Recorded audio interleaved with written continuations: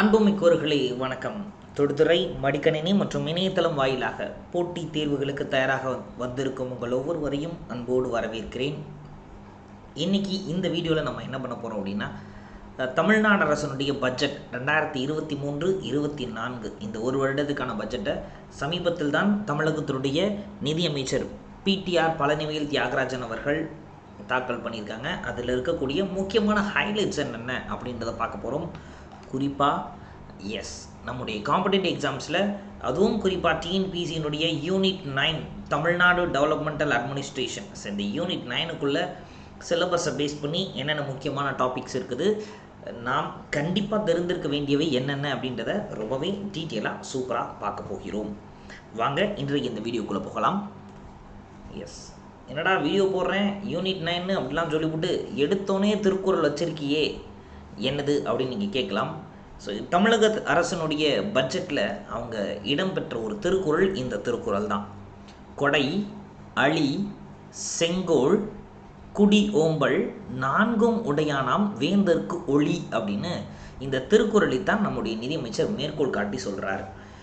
Maybe unit 8 நமக்கு திருக்குறள் அப்படின்றது சிலபஸில் இருக்குது இல்லைங்களா, இந்த திருக்குறளை கூட கேட்குறதுக்கான வாய்ப்புகள் இருக்குது.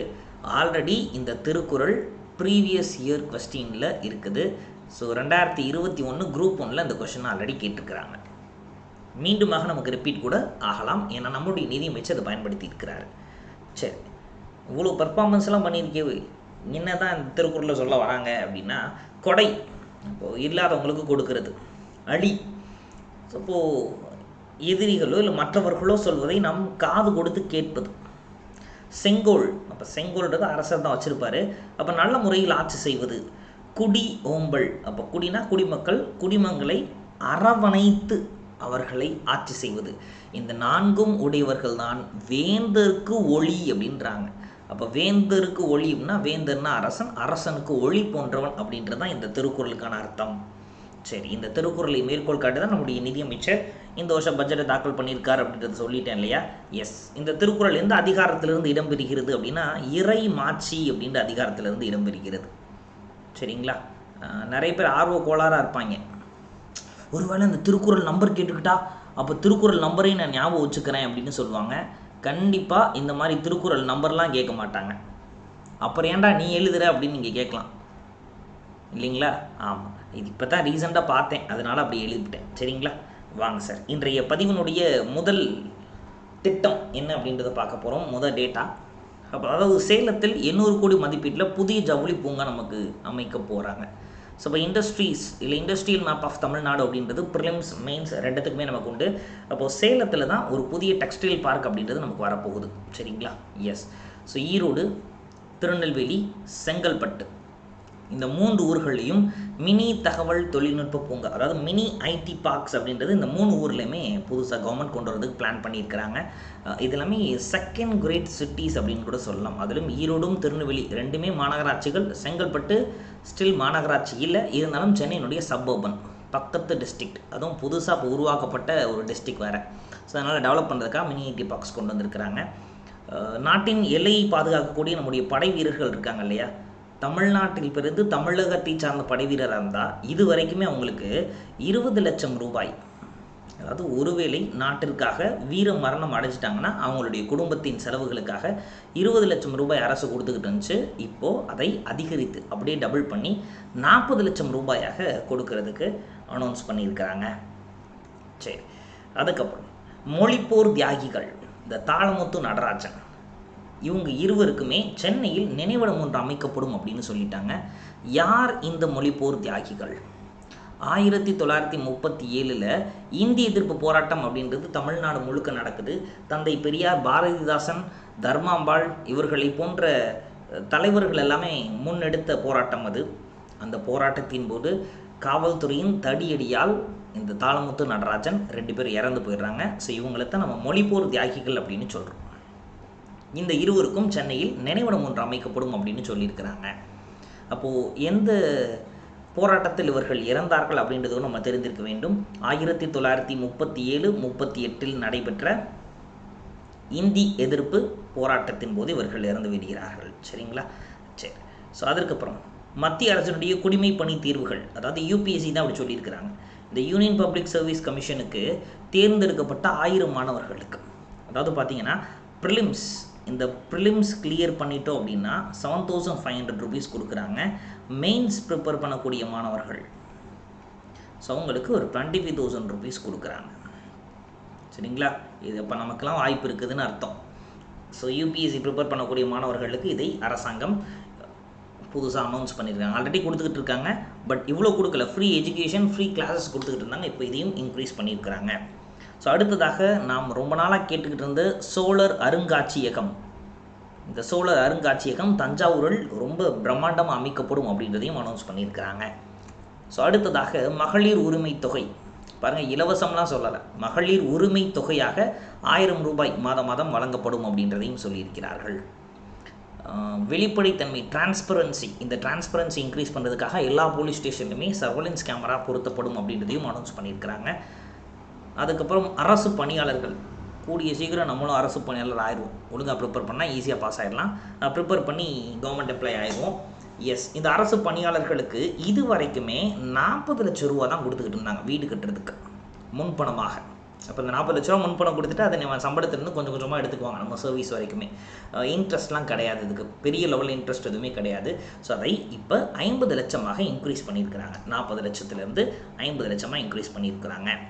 எஸ், இந்து சமய அறநிலையத்துறை, இந்த இந்து சமய அறநிலையத்துறை சார்பில் 2 வருஷமாக இந்த டிஎம்கே வந்ததுக்கப்புறம் இருந்த 2 ஆண்டுகளில் 4491 கோவில் நிலங்கள் எல்லாமே கைப்பற்றி இருக்கிறார்கள். சரிங்களா? எஸ், மீட்கப்பட்டுள்ள அழகாக கொடுத்துருக்குறாங்க. அவங்க மற்ற நபர்கள்ட்டேருந்து மீட்கப்பட்டாச்சு. சரி, ஸோ அதற்கப்புறம் பழனி, திருத்தணி, சமயபுரம், இந்த 3 ஊர்களில் இருக்கக்கூடிய கோவில்கள், இந்த கோவில்களின் வளர்ச்சிக்காக பல திட்டங்களை முன்னெடுப்போம் அப்படின்னு சொல்லியிருக்கிறாங்க.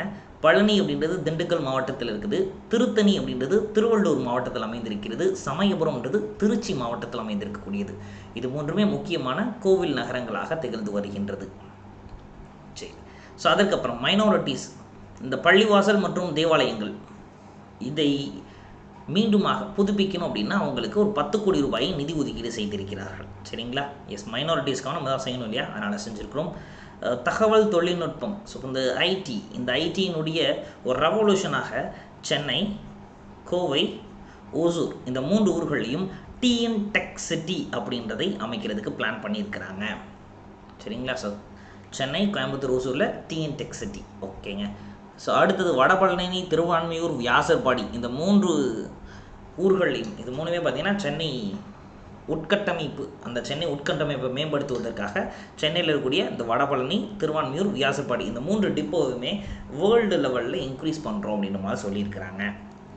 ஸோ அடுத்ததாக சென்னை, ஆவடி, தாம்பரம், கோவை, மதுரை, திருச்சி, சேலம், இந்த கிட்டத்தட்ட ஒரு 7 மாநகராட்சிகளில் வைஃபை, ஃப்ரீ வைஃபை ஃபெசிலிட்டி ஏற்படுத்தி கொடுக்கப்படும் அப்படின்னு சொல்லியிருக்காங்க.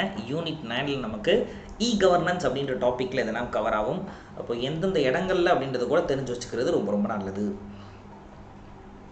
அடுத்ததாக மதுரை மாநகரம் இல்லையா, தமிழகத்தினுடைய 2வது மாநகராட்சி. இந்த மதுரை மாநகராட்சி மற்றும் கோவை, இந்த 2 மாநகராட்சிகளிலும் மெட்ரோ ரயில் திட்டம் அறிமுகப்படுத்தப்படும் அப்படின்னு சொல்லிட்டாங்க.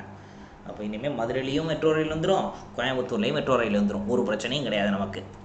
ஸோ அடுத்ததாக சென்னை தீவுத்திடல், இங்கே தான் நிறையா கண்காட்சிகள் எல்லாமே நடத்துகிறோம். இந்த கண்காட்சிகள், பொருட்காட்சிகள் எல்லாமே பார்த்தீங்கன்னா இங்கே தான் நடத்துகிறோம் இல்லையா. ஸோ அங்கே திறந்த வெளி திரையரங்கம் அமைப்பதற்கும் இந்த கண்காட்சிக்கான அரங்குகள் இது எல்லாமே கட்டுறதுக்குமே TNDCன்னு சொல்கிறோம் இல்லைங்களா.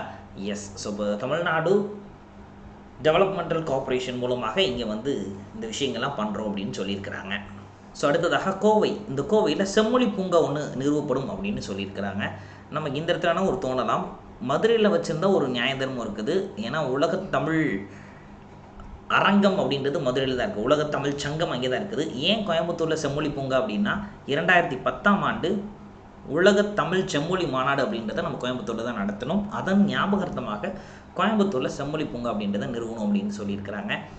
முதல்வருடைய கிராம சாலைகள், இதே மாதிரி பார்த்திங்கன்னா பிரதான் மந்திரி கிராம் சடக் யோஜனா அப்படின்னு சொல்லி 2010 மத்திய அரசு கொண்டு வந்தது. அதே மாதிரி முதல்வருடைய கிராம சாலைகள் மேம்பாட்டு திட்டம்ன்றதை தமிழ்நாடு அரசு கொண்டு வந்து இந்த திட்டத்தின் மூலம் சாலை வசதிகளை ஏற்படுத்தி கொடுப்பதற்கு நாம் ரெடி ஆகிட்டோம். அப்போது சாலை வசதிகள் இல்லாத கிராமங்களுக்கு ஏற்படுத்தி கொடுக்குறோம் அப்படின்னு சொல்லியிருக்கிறாங்க. மரக்காணம், இந்த மரக்காணத்தில் பன்னாட்டு பறவைகள் மையம், இன்டர்நேஷ்னல் பேர்டு சென்டர், ஸோ மரக்காணத்தில் செட்டப் பண்ணுறதுக்கு ப்ராசஸ் எல்லாமே ஸ்டார்ட் பண்ணி அதை இந்த பட்ஜெட்டில் அனௌன்ஸ் பண்ணியிருக்கிறாங்க. ஸோ அடுத்ததாக முதல்வருடைய காலை உணவு திட்டம். இந்த காலை உணவு திட்டம் எல்லா கவர்மெண்ட் ஸ்கூல்ஸுக்குமே, குறிப்பாக ப்ரைமரி ஸ்கூல்ஸ் எல்லாத்துக்குமே கூடிய சீக்கிரம் அமெண்ட் பண்ணிடுவோம் அப்படின்னு சொல்லியிருக்கிறாங்க. அப்போ இது வரைக்கும் பார்த்திங்கன்னா ஒரு சில குறிப்பிட்ட பள்ளிகளில் மட்டும்தான் அந்த காலை உணவு திட்டம் கொடுத்துக்கிட்டு இருக்கிறாங்க. ஆனால் தற்பொழுது எல்லா பள்ளிகளுக்குமே கொடுத்துருவேன் அப்படின்னு சொல்லிட்டாங்க. ஸோ அடுத்ததாக இந்த ஆதி திராவிடர்கள், பழங்குடியினர், இந்த மாணவர்களுடைய கல்வியை மேம்படுத்துவதற்காக நவீன விடுதிகள், சரி, ஒரு மாடர்ன் ஹாஸ்டல்ஸ், இது எல்லாமே மதுரை, கோவை, திருச்சி, நீலகிரி, இந்த 4 ஊர்லேயுமே அமைக்கப்படும் அப்படின்றதையும் அனௌன்ஸ் பண்ணியிருக்கிறாங்க. ஸோ இப்போ இது நமக்கு சிலபஸில் எங்கே வரும் அப்படின்னா சோஷியல் ஜஸ்டிஸ் அண்ட் சோஷியல் ஹார்மோனின்ற டாப்பிக்கில் கவர் ஆயிரும். அடுத்ததாக பாளையங்கோட்டையில் நமக்கு ஒரு சித்த மருத்துவக் கல்லூரி இருக்குது. இதுக்கு உட்கட்டமைப்பு வசதிகளை மேம்படுத்துவதற்காக நிதி ஒதுக்கி இருக்கிறாங்க. இதே போன்று வேறொரு சித்த மருத்துவக் கல்லூரி சென்னையில் இருக்குது. இது போக சித்த மருத்துவ நிறுவனம் இதுவும் சென்னை தாம்பரத்தில் இயங்கி வருகிறது. அடுத்ததாக சர்வதேச தரத்திலான ஒரு விளையாட்டு மையம், ஒரு விளையாட்டு நகரமாகவே சென்னை ஏற்படுத்துவதற்கு, சென்னையில் ஒரு விளையாட்டு நகரம் ஏற்படுத்துவதற்கு சிஎம்டிஏ மூலமாக, அதாவது சென்னை மெட்ரோபாலிட்டன் டெவலப்மெண்ட் அத்தாரிட்டி, அதான் சிஎம்டிஏ, இந்த சிஎம்டிஏ மூலமாக நடவடிக்கை எடுக்கப்படும் அப்படின்றதையும் சொல்லியிருக்கிறாங்க. இறுதியாக பேராசிரியர் அன்பழகன் பள்ளி மேம்பாட்டு திட்டத்தின் மூலம் புதிய வகுப்பறைகள், ஆய்வகங்கள் இதெல்லாமே கட்டித்தரப்படும் அப்படின்னு சொல்லியிருக்கிறாங்க. நமக்கு சிலபஸை பேஸ் பண்ணி குறிப்பாக இந்த யூனிட் 9ல் தேவைப்படுற மாதிரி இருக்கக்கூடிய முக்கியமான பட்ஜெட் ஓரியன்டாக கூடிய ஹைலைட்ஸ் எல்லாத்தையுமே நம்ம பார்த்துட்டோம். மேலுமாக இது போன்ற நடப்பு நிகழ்வுகள் மற்றும் டிஎன்பிஎஸ்சி மற்றும் அனைத்து போட்டித் தேர்வுகளுக்கான ஒரு கிளாஸஸ், டெஸ்ட் சீரிஸ், இதை பற்றின அப்டேட்ஸ் எல்லாமே தெரிஞ்சுக்கிறதுக்கு நம்ம சேனலை நீங்கள் இணைத்துக்கோங்க. வரக்கூடிய சப் இன்ஸ்பெக்டர் எக்ஸாமுக்கு ஆன்லைன் கிளாஸஸாக நம்ம S2C சார்பாக 4,999 ரூபீஸுக்கு ஒரு புது பேட்ச் ஆரம்பிக்கிறோம். ஏப்ரல் 2ஆம் தேதியிலிருந்து அந்த பேட்ச் ஸ்டார்ட் ஆகுது. ஸோ ஒருவேளை நீங்கள் எஸ்ஐக்கு ப்ரிப்பேர் பண்ணிட்டு இருந்தீங்க அப்படின்னா கண்டிப்பாக அதில் ஜாயின் பண்ணிக்கோங்க. குரூப் 1, குரூப் 2, குரூப் 4க்கான ஒரு ஃபவுண்டேஷன் கோர்ஸும் நமக்கு மார்ச் 25லேருந்து இங்கிலீஷ் மீடியம் மற்றும் தமிழ் மீடியம் ரெண்டுத்துக்குமே சேர்த்து ஆன்லைனில் இருக்குது. நீங்கள் வீட்டிலன்னு இல்லை, தமிழகத்துக்குள்ளே நீங்கள் எந்த மூலையில் இருந்தாலும், கிராமத்தில் இருந்தாலும் சரி, நகரத்தில் இருந்தாலும் சரி, வீட்டில் இருந்தே ஒரு மொபைல் இன்டர்நெட் கனெக்ஷனோட தாராளமாக நீங்கள் படிச்சுக்கலாம். ஒருவேளை நீங்கள் அடுத்து வரக்கூடிய எக்ஸாமுக்கு ப்ரிப்பேர் பண்ணிட்டு இருந்தால் இதில் இணைந்து கொள்ளுங்கள். நன்றி.